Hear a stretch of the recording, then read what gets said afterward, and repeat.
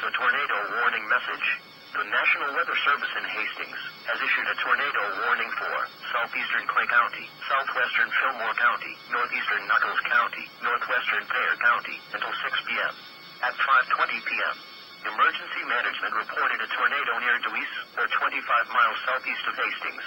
Doppler radar showed this tornado moving east at 20 miles per hour.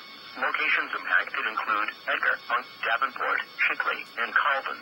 Repeat, a tornado is on the ground. Take cover now. Move to an interior room on the lowest floor of a sturdy building. Avoid windows. If in a mobile home, a vehicle, or outdoors, move to the closest substantial shelter and protect yourself from flying debris. Repeating, a tornado warning has been issued until 6 p.m. For the following counties, in Nebraska, Clay, Fillmore, Nuckolls, and Thayer,